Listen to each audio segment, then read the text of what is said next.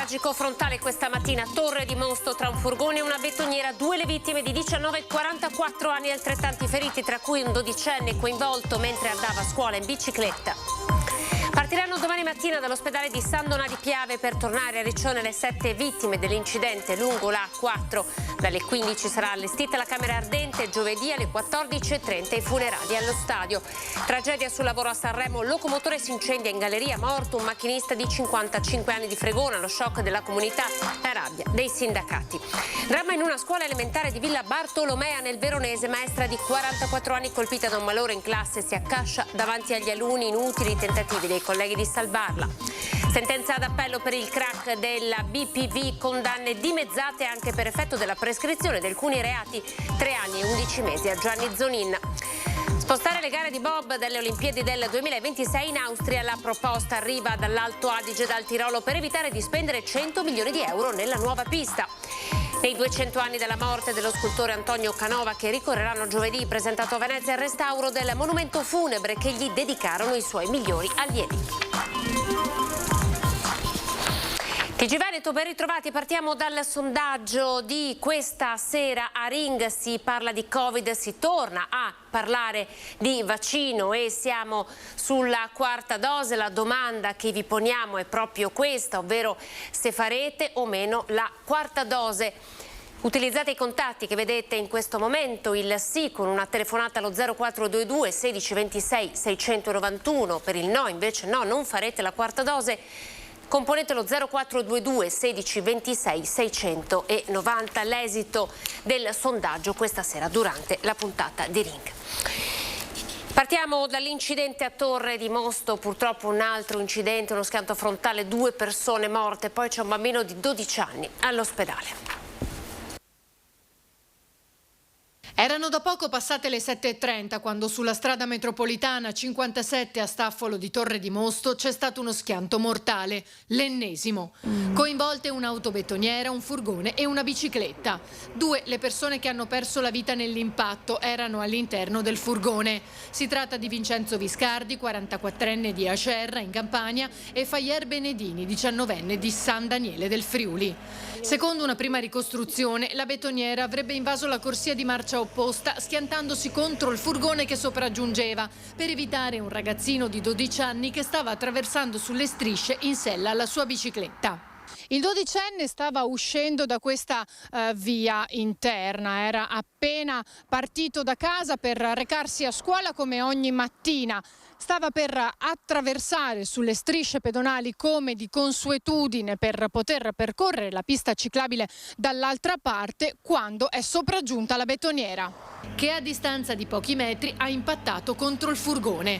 A bordo c'erano 3 persone, le 2 vittime e una terza che è stata elitrasportata all'ospedale di Mestre in gravi condizioni, tutti colleghi di una ditta di Annone Veneto. Il 12enne invece è stato portato con l'ambulanza a Treviso. Le sue condizioni, come racconta il fratello, non sarebbero critiche. La bici ha in 1000 pezzi, non so neanche, non si può neanche riconoscere la bici. Le condizioni sembrano stabili e da quello che so mia mamma mi ha detto che gli stanno facendo un attacco. Mi ha anche sorriso quando l'ho incontrato. Illeso il conducente della betoniera. Sul posto, oltre ai mezzi del 118 e i carabinieri, sono giunte 2 squadre dei vigili del fuoco con autopompa da San Donà di Piave e con l'autogru da Mestre. La strada è rimasta chiusa fino alle 12 circa per consentire le operazioni. Sono 60 i morti sulle strade in provincia di Venezia nel 2021, secondo quanto riferito da ACI Venezia, che segnala tra le cause maggiori la distrazione, il mancato rispetto della segnaletica e la velocità. La fascia d'età più coinvolta va dai 30 ai 54 anni. Tra i comuni con più alta mortalità sulle strade ci sono Portogruaro, seguito da Venezia e Chioggia, Quarto d'Altino, Noventa di Piave e San Donà di Piave. La strage nel tratto maledetto partiranno domani mattina dall'ospedale di San Donà di Piave per tornare a Riccione. Le 7 vittime dell'incidente dello scorso venerdì. Ad accompagnare il corteo fino al casello autostradale ci sarà la vice sindaca di San Donà, Silvia Lasfanti. Il sindaco Andrea Cereser parteciperà giovedì al funerale allo stadio di Riccione a partire dalle 14:30 insieme al comandante della polizia locale portando il gonfalone della città. Sarà presente anche l'assessore Alessandro Nardese di Noventa di Piave. All'arrivo delle salme a Riccione sarà allestita la camera ardente al Play Hall. Dalle 15 sarà possibile far visita ai feretri fino alle 22, quindi giovedì dalle 7 alle 13. L'amministrazione di Riccione sta organizzando il picchetto d'onore per l'ex sindaco Massimo Pironi, morto nell'incidente insieme alla responsabile educativa della cooperativa Cuore 21 e a 5 altri ospiti del centro.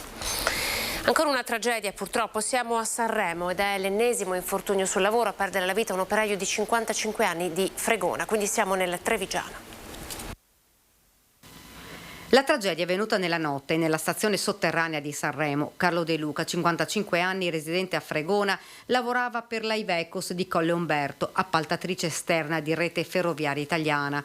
Ad un tratto, per cause in corso di accertamento, il locomotore di un treno cantiere dove si trovava il macchinista ha preso fuoco. Il convoglio veniva utilizzato per la manutenzione notturna della linea tra Ventimiglia e Taggia. La vittima stava lavorando al sistema di cambio del locomotore che, a quanto si apprende, era pieno di olio. In un attimo l'esplosione, le fiamme, il fumo. Immediatamente è stato dato l'allarme. Sul posto sono arrivati i vigili del fuoco, i soccorritori, ma per l'operaio non c'era nulla da fare. Fregona, dove viveva il 55enne con la famiglia, oggi è sotto shock. L'ennesimo incidente sul lavoro. La rabbia dei sindacati è inaccettabile in un paese moderno. Lo conosceva bene il sindaco Patrizio Chies, la stessa passione per la moto. Lui era un grande appassionato di moto e come sottoscritto mi diceva appunto non avevamo lasciato la moto sulla strada, sì, andando per la strada, perché ormai mi diceva è diventata troppo pericolosa, succedevano troppi incidenti e quindi aveva preferito optare per altre soluzioni. Casi della vita invece poi gli incidenti sono avvenuti in un altro modo. Alla Ivecos, i titolari, ci spiega il sindaco di Colle Umberto Sebastiano Poletti, sono distrutti. Nessuno vuole parlare, troppo dolore. Anche il primo cittadino preferisce non dire nulla, ma il pensiero di tutti va agli infortuni sul lavoro, troppi, dicono ormai uno stillicidio. Questi incidenti sul lavoro avvengono sempre più spesso e questo dovrebbe, anche per quante volte si dica, però non ci riflettiamo abbastanza, non ci riflettiamo fin tanto che non ti tocca da vicino, nel senso che quando succede ad altri magari distanti, vabbè, ti dispiace, però lo metti nell'insieme delle cose della vita, però quando poi ti tocca da vicino questo, diciamo, diventa un attimo più pesante da mandare giù.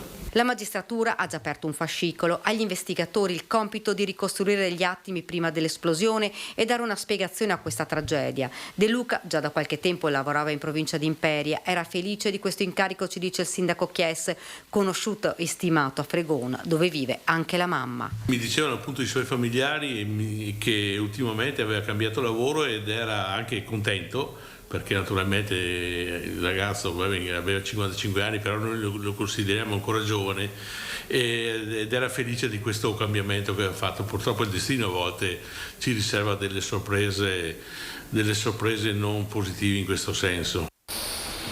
Siamo nel veronese, scuola elementare Carlo Ederle di Villa Bartolomea, dove ieri Giovanna Fabbrica, 44 anni, maestra elementare, aveva appena terminato la lezione in seconda B quando si è accasciata al suolo di colpo. Subito il collega che stava per prendere il suo posto con la lezione seguente le ha praticato il massaggio cardiaco in attesa che arrivasse il defibrillatore in dotazione della scuola. Purtroppo per la maestra non c'è stato nulla da fare, le manovre di rianimazione sono proseguite anche con l'arrivo dei soccorritori del 118 intervenuti con ambulanza ed elicottero di Verona Emergenza. Intanto i bambini erano stati accompagnati fuori dall'aula.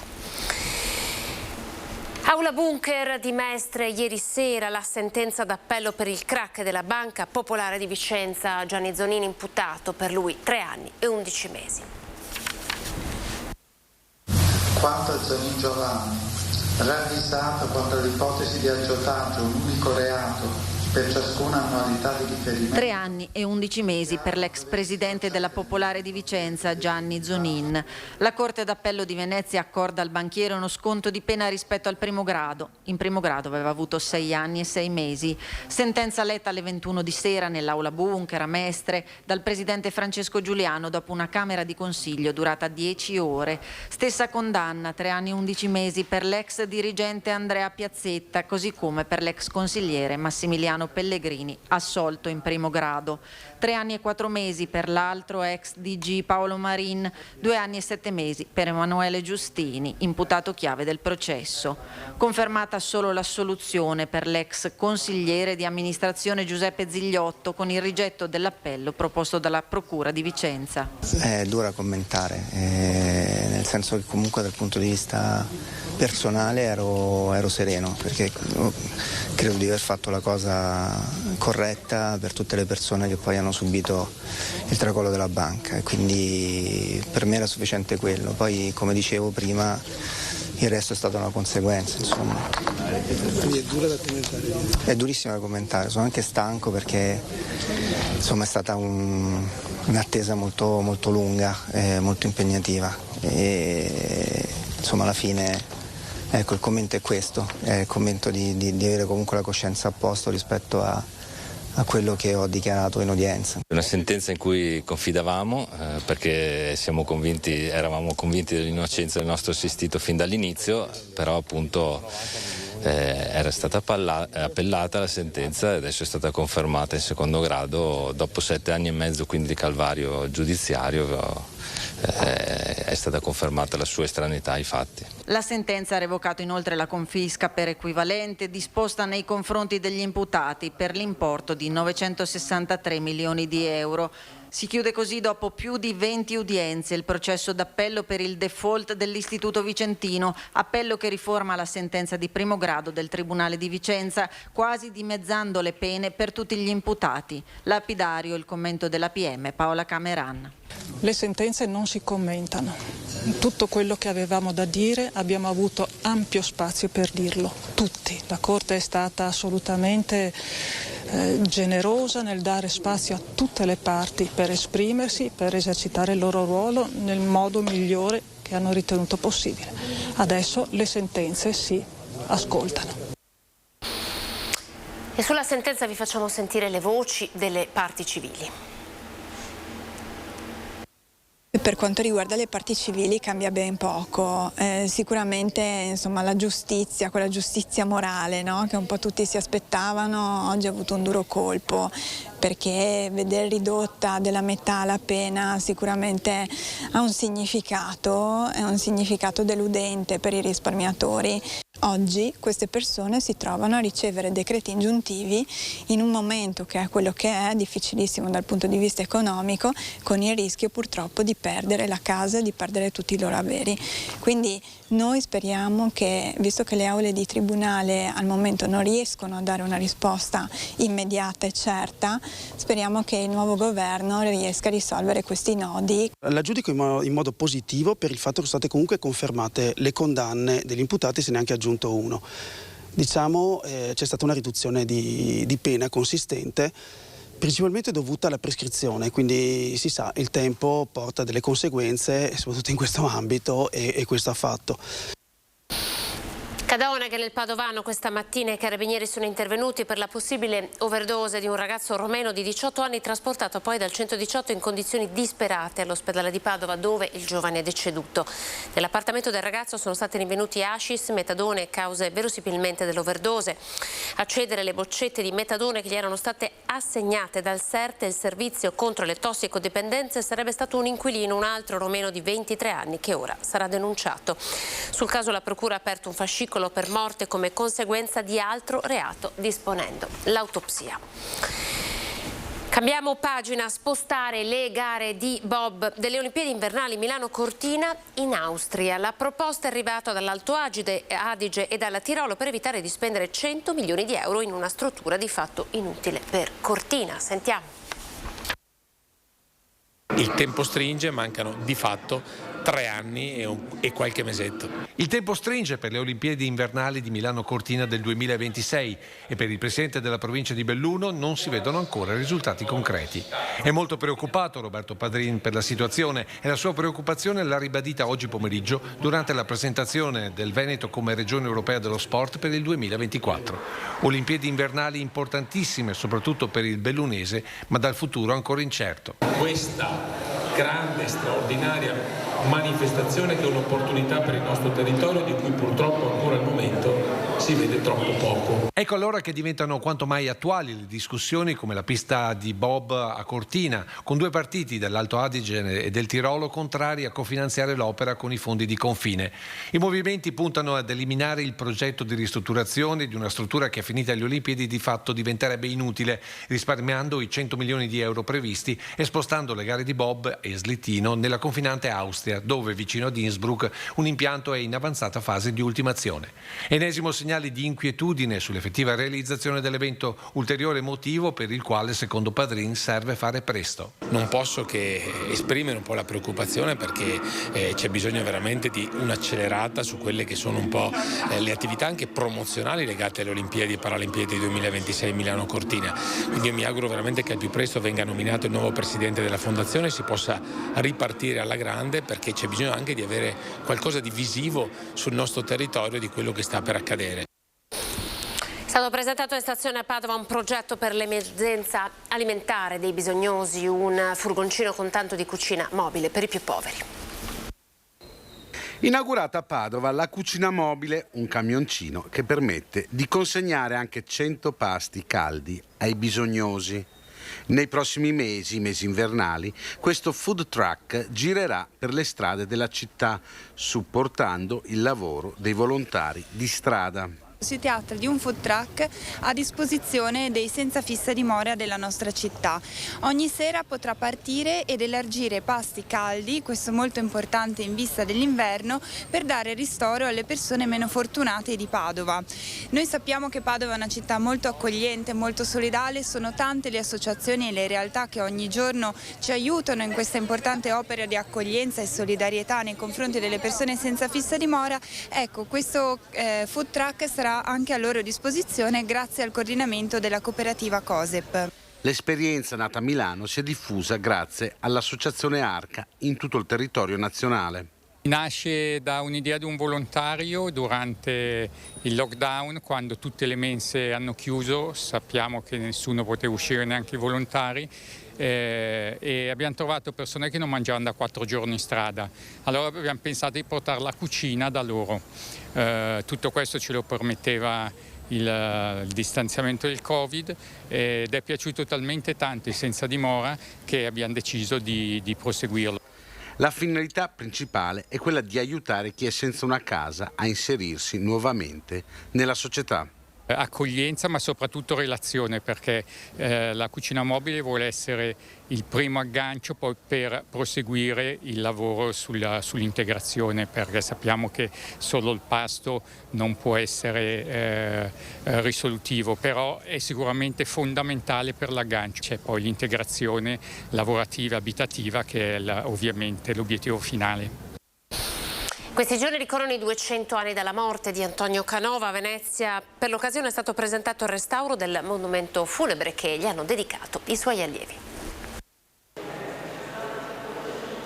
Il corpo di Antonio Canova riposa a Possagno, ma il suo cuore è rimasto a Venezia, in questo monumento sepolcrale innalzato nel 1827 all'interno della Basilica di Santa Maria Gloriosa dei Frari, riportato all'antico splendore da un restauro appena concluso proprio nei giorni in cui ricorrono i 200 anni dalla scomparsa del massimo scultore del neoclassicismo. L'intervento, iniziato nel giugno 2021 e concluso il 6 ottobre, non è stato facile. Io sono 42 anni che mi occupo di conservazione di monumenti e questo è stato uno dei casi, diciamo, molto complessi e con un livello di degrado quasi spaventoso. Se da un lato l'umidità e la salsedine rappresentano da sempre una combinazione letale presente a Venezia, per il cenotafio del Canova c'era anche un ulteriore problema che risale addirittura a come i suoi migliori allievi realizzarono l'opera. Alcuni dimoravano a Roma, altri lavoravano in Veneto, quindi l'opera è frutto, diciamo, di una progettazione e di una modellazione a distanza. I ferri utilizzati per l'assemblaggio, oggi sostituiti da barre in acciaio inox, avevano prodotto una risalita della ruggine ancora visibile in alcuni aloni rossastri che macchiano i marmi. It was in a terrible state, I'm afraid. Di queste difficoltà era cosciente anche Guy Elliott, chairman di Venice in Peril, Venezia in pericolo, un ente di beneficenza del Regno Unito che negli ultimi 50 anni ha finanziato 75 interventi di restauro in città, compreso questo, costato 450.000 euro. E la gente continuava a lamentarsi, qui venivano, se la prendevano con noi frati, custodi qui della Basilica, non fate niente, sta crollando, non vedete, ecco. E noi dicevamo, guardate, stiamo facendo di tutto e siamo contenti di poterlo presentare. È tutto per questa edizione, grazie per essere stati in nostra compagnia, dopo di noi TG Venezia, arrivederci.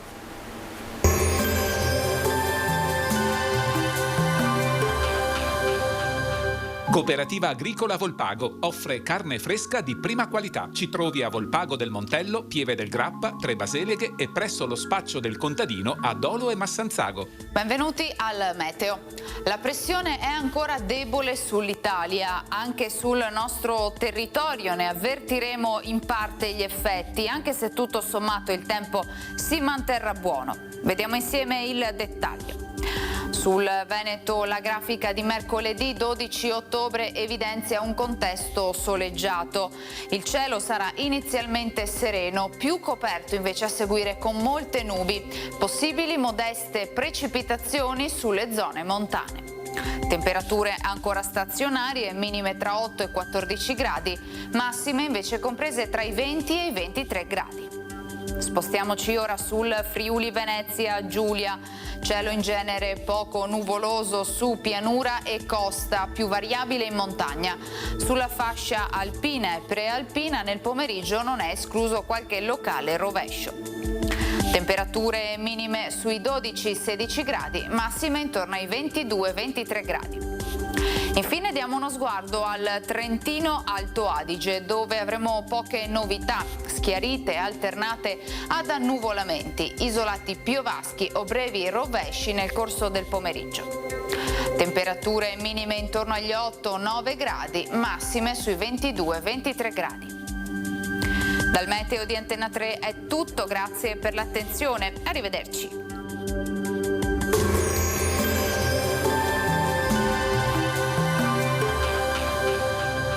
Cooperativa Agricola Volpago offre carne fresca di prima qualità. Ci trovi a Volpago del Montello, Pieve del Grappa, Tre Baseleghe e presso lo spaccio del contadino a Dolo e Massanzago.